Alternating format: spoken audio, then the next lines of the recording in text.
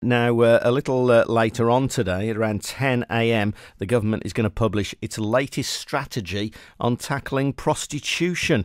It's expected that it will abandon proposals for tolerance zones and instead advocate a zero tolerance policy, whilst also offering prostitutes more help to get off the streets. Our reporter Morwenna Grills is at a hostel that hosts former prostitutes now in Walsall. Good morning to you, Morwenna. Good morning, Adrian. Yeah, just out here in Walsall in a very warm and toasty lounge this morning. I've got quite an audience here as well of some of the residents here, and some of them who I'm going to talk to about their former lives and what they make of these new plans. I'm going to talk to Sandra first. Sandra, tell me a little bit about what life was like before you came to this hostel. It was horrible. I was out on the street. I used to work at the street for 5 years. I was on drugs for 5 years. I had a pimp who used to take my money off me and beat me if I didn't have enough money to pay off my drug debt. And then I used to get them to earn more money to buy more drugs. And if I didn't have enough, then I used to get beatings or get put back out on the street and work day and night. Do you think that kind of practice would continue in licensed areas? Because that was the government's idea before, to kind of have areas that were regulated by the police where prostitutes could work. I don't think that's a good idea to have a tolerance zone, because that would give the pimps more opportunity. The girls wouldn't have an excuse then, because they'd be able to go out there and earn money, and the pimps would benefit from that even more. So this idea of no tolerance, of scrapping it all together, scrapping curb crawling, so scrapping prostitutes, allowing people to work together, is that the way forward? No, it's not. It's not. It's really not. I mean, we'll have a tolerance zone, and when, the pimps would benefit from that again, and the drug dealers, like I've just said. I don't think it's the way forward at all. Okay, I've got a few more people to talk to. I'm going to shuffle over and speak to Kathy.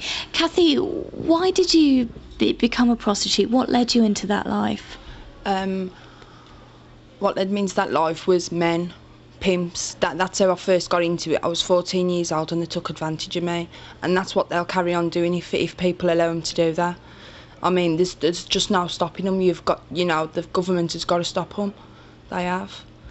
Do you think prostitution should be made illegal? It should be scrapped altogether and no one should be able to practice at all under any circumstances? Yeah, definitely. If you have tolerance zones, it's basically saying, well, you can't work in Wolverhampton or Walsall because we're not allowed to work there, but get to Northampton, you can work there and you're not going to get touched. We used to go up there, we used to get a van, and there'd be a driver, there'd be a drug dealer, and there'd be somebody to protect us.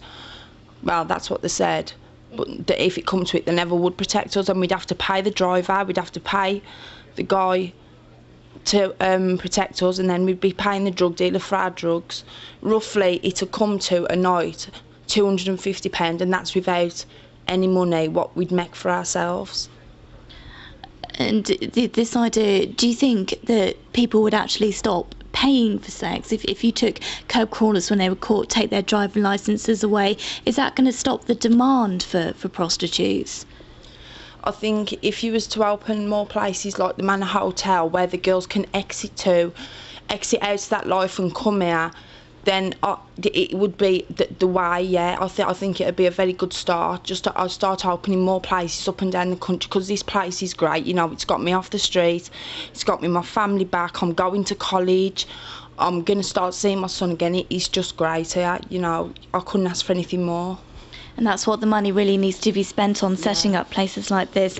Well, Adrian, I'm going to talk finally to Susie. If I just shuffle around in the lounge to Susie. Sure. Just tell us a little bit about your life before you came here. I was about to die. Because I've been on the streets for a long, long time. But this place really probably saved my life. You're just giving permission. What you're doing, if you're giving a tolerance zone, you're giving permission for perverts, nonsense, everything. People to come and beat you up, do things, rape you, do what they want to do you, nasty, horrible things.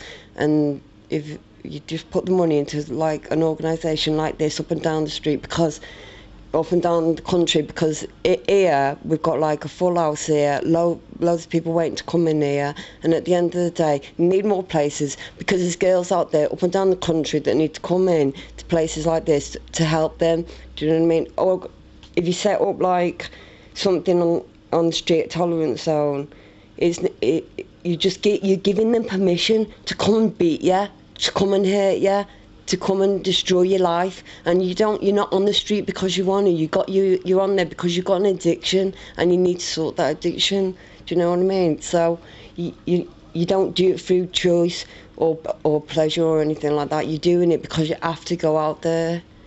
There you go, Adrian. A definite no to the idea of licensed areas and zero tolerance the way forward is what these girls who are former prostitutes are saying this morning in Walsall. Absolutely fascinating stuff. Thanks for that, Mo. Some really touching and moving words coming there from the girls who are the people who really know what goes on the streets. We'll talk about prostitution on our Big Chew after 9. So if you've got any experience of that world or any thoughts, maybe you're somebody who just happens to live in a red light district, we'll welcome your views on our Big Chew after 9 o'clock.